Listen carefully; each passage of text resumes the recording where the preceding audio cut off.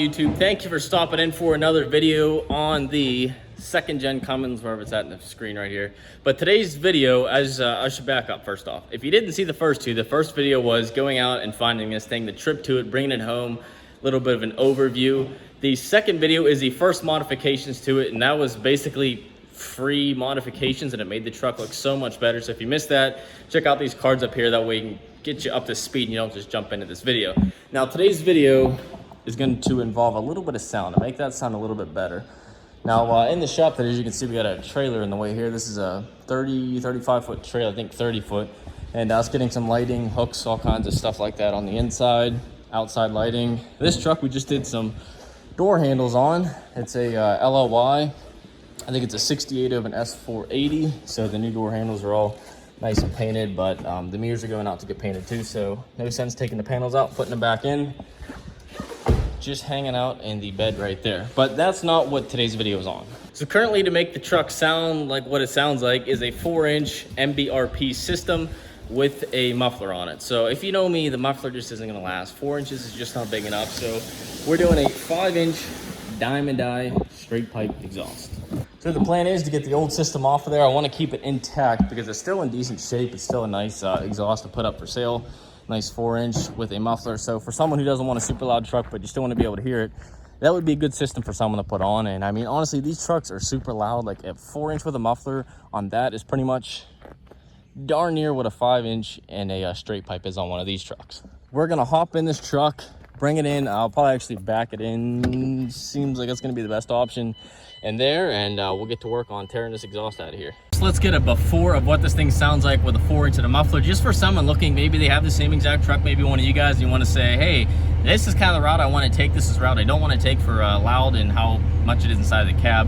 The cab really won't change too much, maybe a little drone, but let's grab a video on what it'll be like on outside of the truck before and after, and then after this I'll put them side by side. Usually on these exhaust systems, we'll start at the front of the truck. So in this case, the turbo, and then kind of work your way back on taking it off. But granted, I just drove this thing and pulled it in here. We're probably not going to want to touch those bolts on each side of that flange. So we're probably going to start in the back, work our way up. Here's the system underneath of it.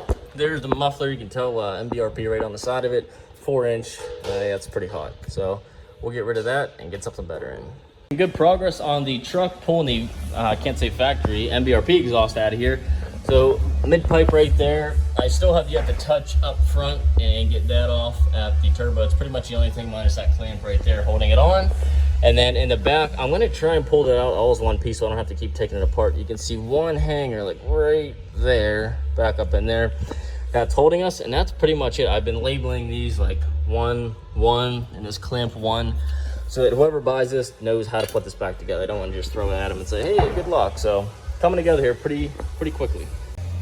Front pipe is out. Actually, before I even go into this, everyone's gonna ask what this is. Topside creeper right there, made by a company called Traxion, I believe, Traxion. And this thing has helped me out a ton. Everyone asks about it all the time, so I figured I'd get that out of the way if anyone's wondering. But as you can see, we got nothing left behind the turbo ski here. Just those 2 bolts in that flange. You do have to reuse those bolts on about 90% of exhaust on these trucks, so make sure you put a lot of penetration oil in there. Luckily someone already did, because they put this system on from the different from the factory one, but they were pretty easy to get off because of that. We used like a 33-inch extension, so it's definitely pretty big. I helped to get the one on the driver's side, and then simply just coming up from the top, reaching down in there for the passenger side one. The driver's side one, like I said, extension, passenger 13 on one of the ratchets. Next step is to get out the 5-inch system. I like to lay these out when you get them, because some of the pipes do need cut to compensate for you if you had a long bed. Some systems, they just simply slide out a pipe, but we'll see here. I've never done a diamond die on one of these trucks, so we'll learn together how well this fits on the truck. Coming right along, the front is installed. So from up to the turbo, down on the back of the truck, all the way to right here. Now when we get, all my tools out of the way here.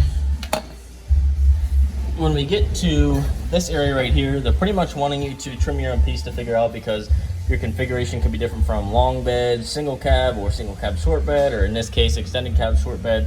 So that little piece right there, we measured to be 17 and a half. And that is what this piece is marked at. So we'll cut this at 17 and a half, and then that'll be our piece, because we need this end right here, and then just pretty much taking that factory end or the diamond eye end and bringing it right to there. Tightening procedure on these is tightening front to back. That way you can kind of work your way, because eventually the thing you care about most is that front flange getting sealed, and then this tip right here not ending out like real close to the tire. This thing could, if you finagle it however you want, you could have it right here. It could end up right here. There's all kinds of different options, down, below, up high. So if you ever see like an exhaust that's all messed up and it looks like it's hanging down to the ground, it's not the exhaust maker, it's just the way it was all formed and hung back to this back tire right here. So what we do is we cut it off about right there's where it originally came. Actually, there's the piece right there, and that gives us room to put the tip, so it actually will echo through the tip. Now this is actually one of the ones we just had in the shop here. I'm going to clean it up since it didn't come with one, but I'll clean it up, make it look like brand new. But we're just going to put this on here for now, and that'll be our tip. We also, the only one thing we had to cut or modify was that hanger right there. It was hitting into the leaf spring bracket, or the leaf spring itself, sorry, and that is a little piece we had to cut out of it. Just a tiny little, still hot, 1-inch section, and that gave us room so that no longer hits the leaf spring, because it came down and went straight in like that. So next step, like I said, put the tip on. George just fouled it off, and this thing will be finished up.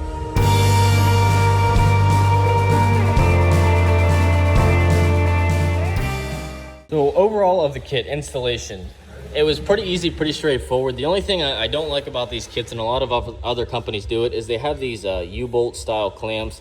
I much rather prefer it's like a band clamp with a clamp welded onto it, or the hanger welded onto it. But I'm sure these are cheaper, and that's why a lot of companies use them. Like underneath here, if your truck's lower, now this truck won't really matter because it's up higher, but if your truck's lower, those things will hit you right in the head and in the back when you stand up. Like that right there, things like that. But overall, fit pretty well. I can't complain too much about that, other than that one little thing we had to trim. And up front, everything went together nicely.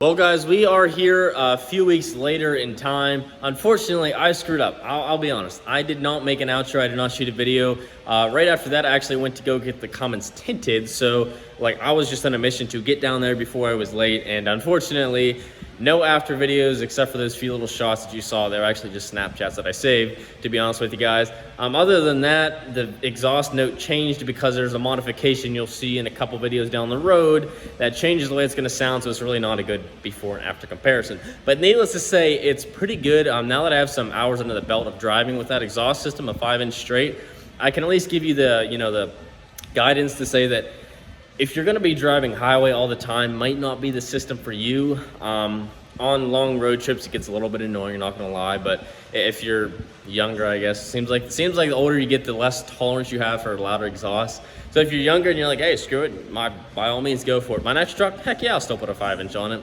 But anyways, guys, just wanted to apologize for that. Shoot an outro here. So guys, as always, thank you so much if you are enjoying the second gen content, watching the content and giving it a big thumbs up. I really appreciate you guys. If you want to see the next video after this, like I said, we got a change coming up soon in it. Go ahead and hit that subscribe button, hit the bell. That also helps as well to let you know when a video is posted. So thanks again, guys, and we will see you in the next video.